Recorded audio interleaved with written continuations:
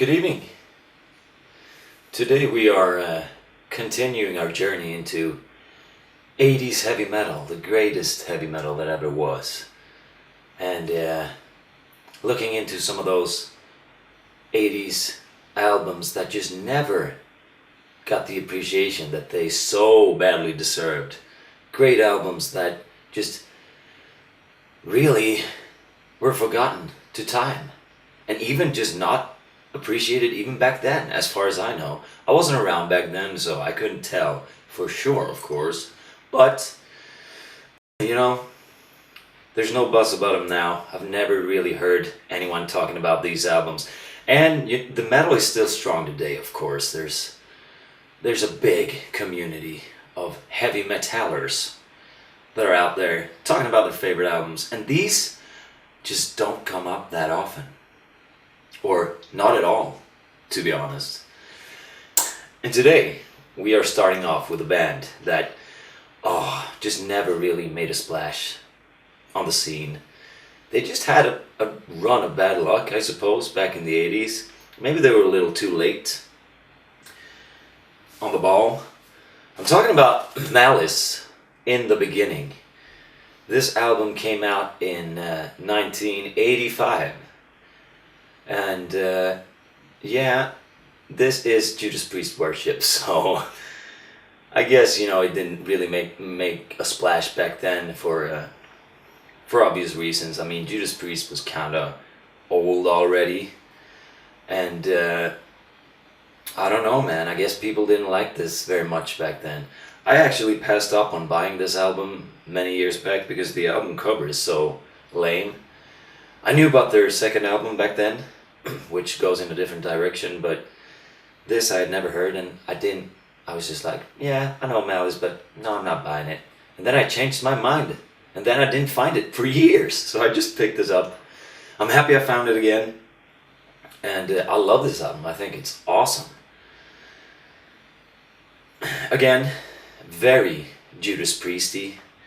Even the enunciation of the vocalist, it sounds like Rob Halford a lot. You can tell where he took inspirations from, but I certainly don't mind. I mean, who doesn't fucking love Judas Priest and Rob Halford? I certainly do. So this is, yes, if you like Priest, you'll probably like this album. It's an absolute banger. Best song, probably the Ender, Gods of Thunder. But overall, a really fucking strong album, this one. Malice, In the Beginning. Check it out. Alright, still keeping in that same year of 1985. What a great year it was for metal. This is Warrant, the Enforcer. Oh shit, someone's calling me, god damn it. Oh yes, as I was saying, Warrant, the Enforcer. No, this is not the cherry pie Warrant, as you can probably tell from the cover art. And that is a band that will not appear on this list. I can tell you that much. This is just some fucking thrashy speed metal from Germany. Very aggressive stuff. Great guitar tone. Awesome riffs. Those riffs just hooks you in right away. This fantastic artwork reflects the music perfectly. It gets you freaking pumped, man. Love this album. Best track off of this one, probably the title track, The Enforcer. But so many great tunes on this, and a lot of fast songs, of course.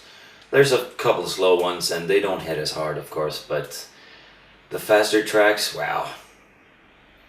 Sick stuff.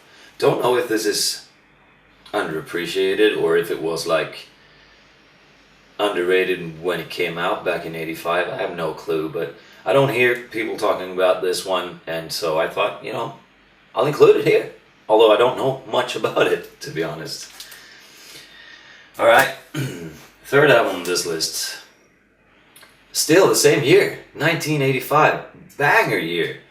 This is Anthem, with their self-titled debut album. Some traditional heavy metal from Japan this time.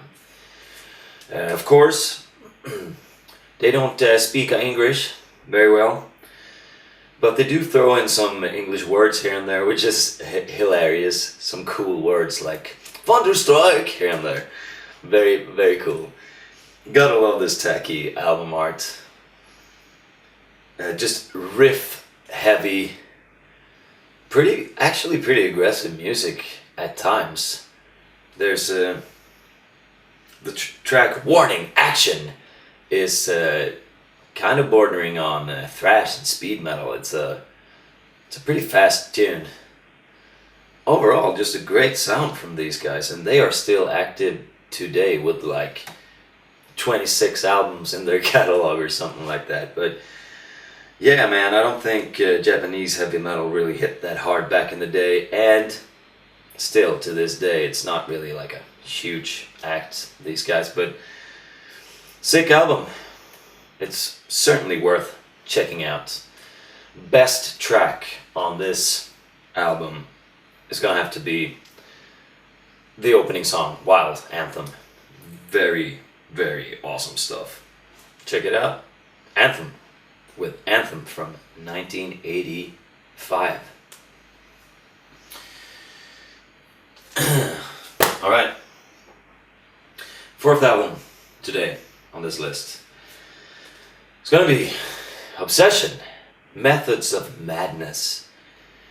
This is an album that was kind of almost a blind buy for me. I had heard a snippet of the title track in like a shitty B horror movie from the 80s when I was just a young man, and I kind of forgot about the band altogether, because back then there were no streaming services really available. It was still in its infancy, so I just remembered this wonky album art with the mad professor there, and I saw it in a record store years later, and I just decided to buy it because it was cheap, and I do not regret it. This is a very solid album.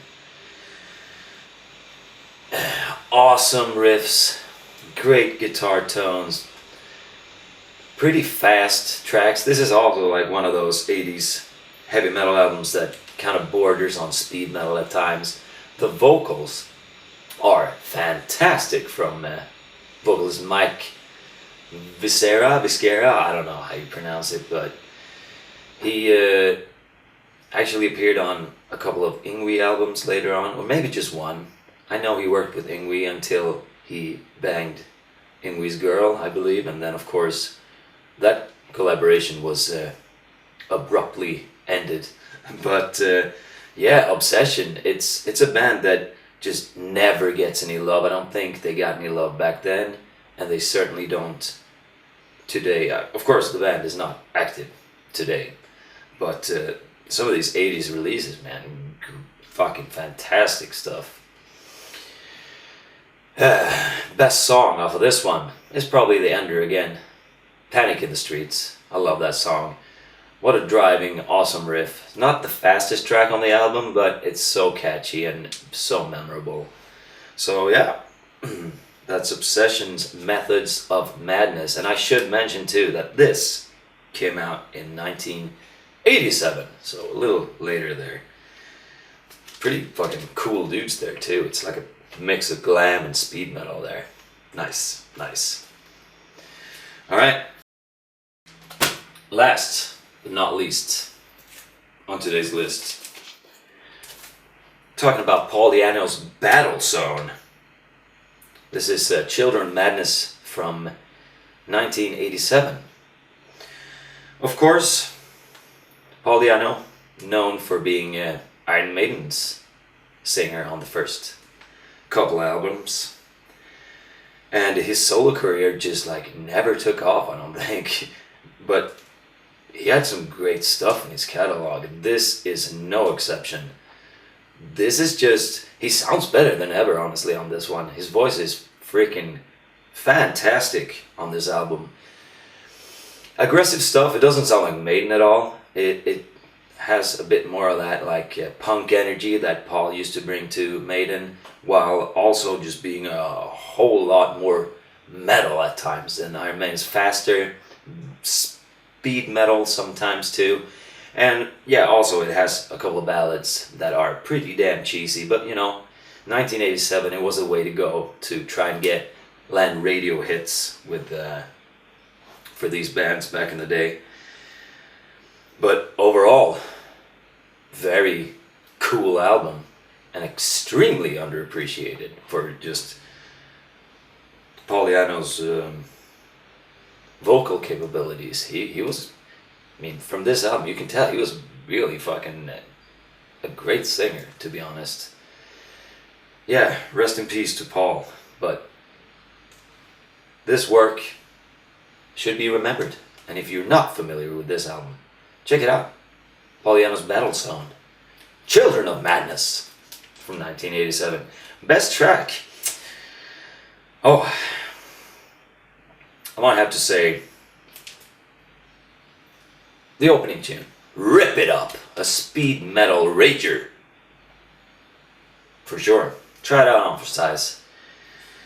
Yeah, that concludes today's video and today's list. But you know, I'll see you again soon for another look back at some great 80s heavy metal gems that need to be remembered. Alright, thank you for today, guys, and goodbye.